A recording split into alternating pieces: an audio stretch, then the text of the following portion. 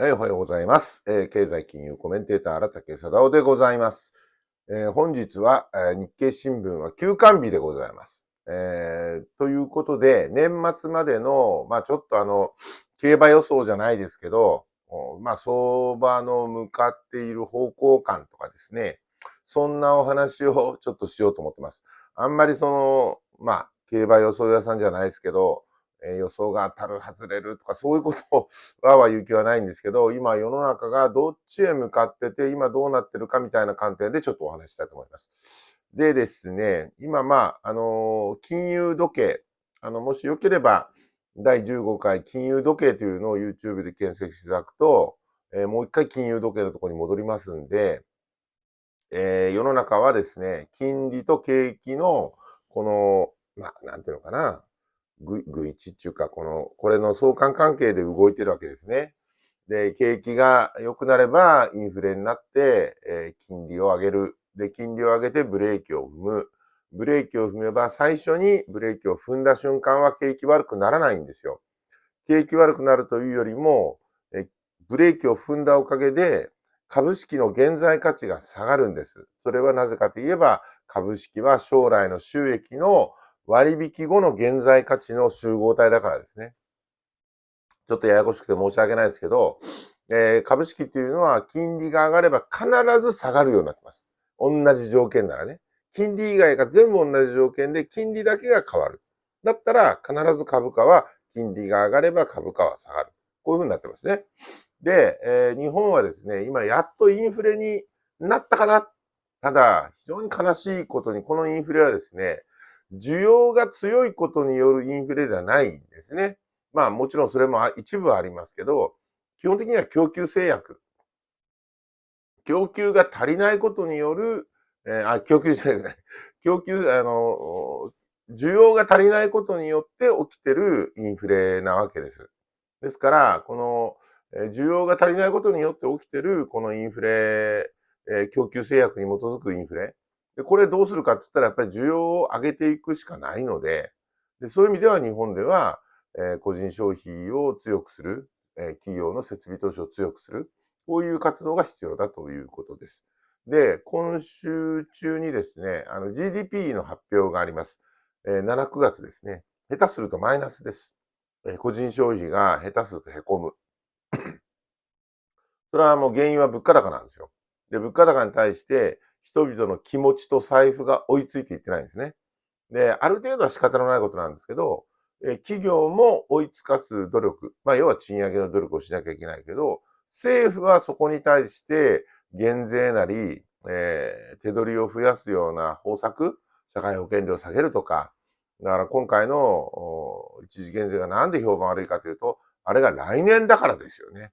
あれを年内の年末調整でやるっていうんだったら、多分すごくみんな歓迎だったと思うんですよ。で、減税でやるのか、一時給付金という形でやるのかは別にして、年内にみんなの懐にお金が入る。この政策がすごく大事だったかなということで、日本株はちょっとそういう意味では、企業業績に頼ってます。個人消費にはあまり頼れないんですよ、今の足元だと。で、大企業の業績に頼るということになると、やっぱり円安次第ですね。で、今の150円、151円っていうのはもう、水準で考えれば圧倒的に円安なわけですよ。ただこの圧倒的な円安を、経済全体に活かせるかっていうのが今日本経済が向き合っている現状です。で、この円安をですね、日本経済滅亡論とかに結びつけるのはもうこれはもう陰謀論であって、金融セールスマンのセールストークだというふうに思ってください。で、為替についても、今のこの日本が緩和継続、アメリカは引き締め。年内多分あともう一回0.25の利上げが多分あるかもしれないですね。12月の FOMC で。そうするとですね、円安もうちょっと進むんですよ。だからその辺で介入があるかもしれませんし、逆に年明けになってアメリカの金融緩和が見えてくる。要はもうインフレ落ち着いてきて、失業率上がってきたぞと、倒産増えてきたぞということになれば、今度はアメリカが緩和方向、日本は、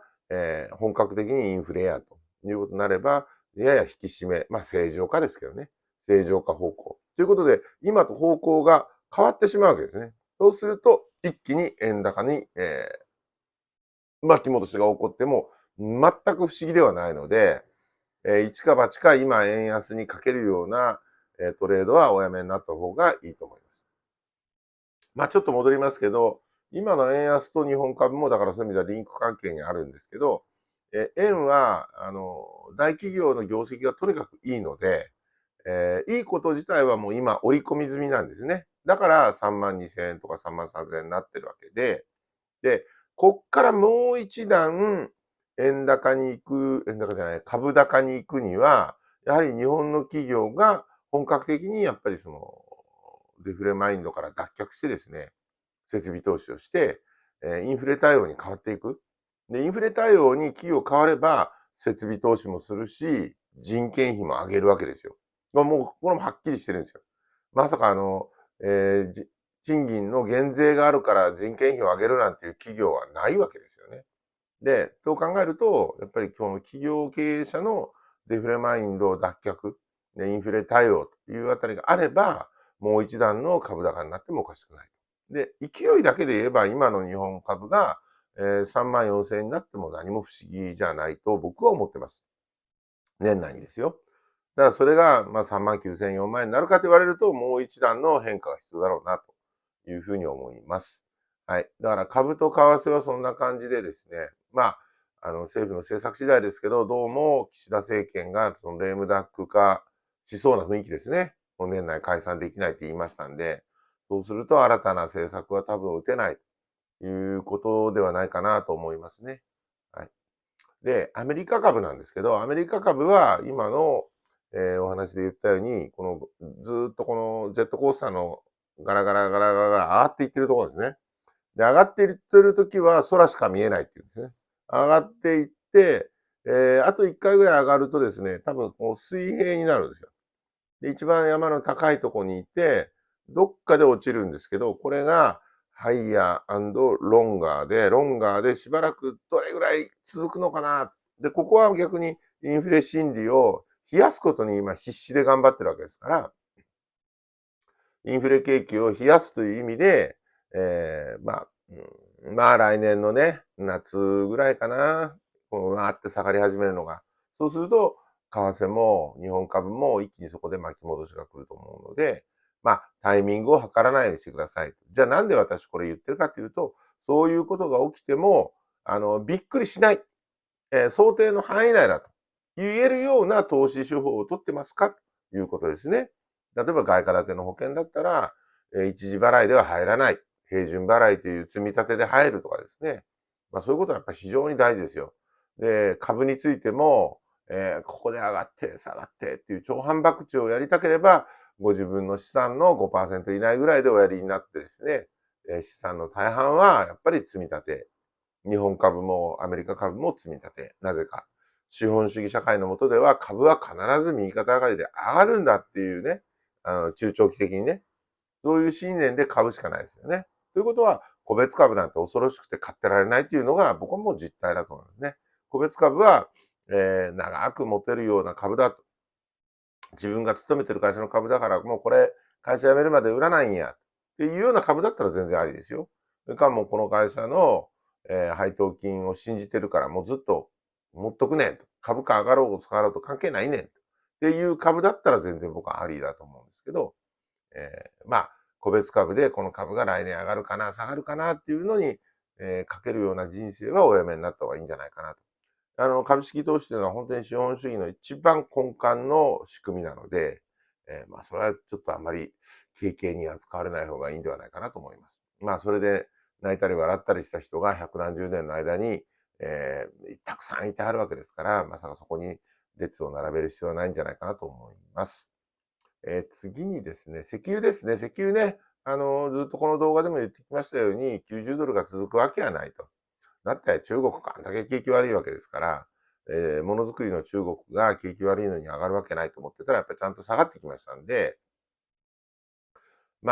イスラエルとハマスの戦いも、これはもうテロとの戦いなわけですけど、これが局地戦で終わる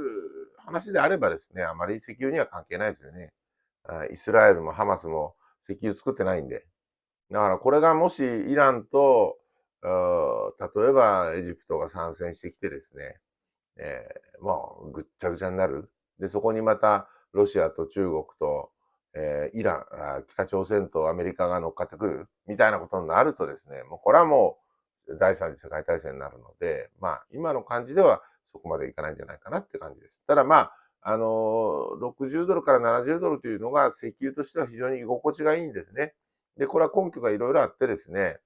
世界で一番原油コストが安いのがサウジアラビアだと言われています。ここは3ドルと言われています。1バーレルね。で、アメリカの、シェールオイル、これも非常に大きな比率を今占めてるんですけど、シェールオイルのコストがですね、40ドルから60ドルぐらいに分布している。ということは、60ドル以上を超えてればですね、世界中で石油を掘ってる人ほとんどが黒字になる水準なので、いいんではないかなと。あと、サウジは、王政を維持するために莫大なばらまき外交をやってるので、コストは安いですが、石油収入が減ると財政赤字が拡大するんですね。だから今、サウジは減産してるもんだから、実は財政赤字拡大中です。だからもうサウジさんにしても、ちょっと我慢の限界が来るので、そうするとまた増産だって、いつも、減産を破るのはサウジアラビアですから、サウジアラビアさんが、もうちょっと耐えられないから増産しますって増産しちゃうということですね。なんぼでもあるわけですよ。それはいつかはなくなるんでしょうけど、現時点ではサウジアラビアは掘れば出る、掘れば出るの連続なので、30年前にあと30年で石油が枯渇するといった方は、よく反省していただきたいんですけど、こっから30年で石油枯渇するかっていうと、実はこの後にですね、カナダとかにあるシェールじゃないや、サンドオイルってのがあるんですね。で、この辺がだいたいコストが90ドルから100ドルだと言われてて、そうすると値段が本当に上がってくるとですね、そういうカナダのサンドオイルとか、そんなものがまた現れてくるということでございます。はい。石油、為替、株価。大体お話、ヨーロッパ厳しいですね。ヨーロッパはもうスタグフレーションの匂いがプンプンする。やっぱりウクライナでドンパチやってるすぐ横ですので、供給制約によるインフレっていうのがやっぱりまだ続くということです。で、供給制約のインフレっていうのはね、需要を抑える金融引き締めだけではなかなかうまくいかないので、ちょっとスタグフレーションっていうね、経済学の教科書に書いてある、景気が悪いのに金利が、物価が上がるというようなことが起こりかけているのが、ヨーロッパだというふうに思っていただいているほど、でも株価は強いんですよね。株価強いですね。株価強いんだけど、インフレ、金利高という意味では、ヨーロッパ厳しいと思います。そうで厳しいけど、金利が高いから、通貨は強いということで、日本にインバウンドでですね、ヨーロッパの人いっぱい最近見ますよね。ドイツ人とか、なんとか人。ね。で、あれはやっぱりね、ユーロがめちゃくちゃ強いんですよ。で、円がむちゃくちゃ弱いので、ヨーロッパ人にしてみたら、日本に来るとウハウハやというような状況がもうしばらく続くのかなというふうに思います。日本人の方はしばらく海外旅行は我慢していただいた方がいいかもしれません。はい。今日はこんなところで新聞休館日なので、ゆるゆるしたお話を、しておりますが、とにかくね、この相場は僕は語ってますけど、一時的な相場で儲けようとしないでください。長期積み立て分散投資。これもね、南無阿弥陀仏と同じように呪文でございますので、いっぺんに買わない。ね。いろんなものをたくさん買う。一つのものにかけない。ということがとっても大事で、かつ5年から10年は置いておかれる金で投資してくださいということです。はい、以上です。ありがとうございました。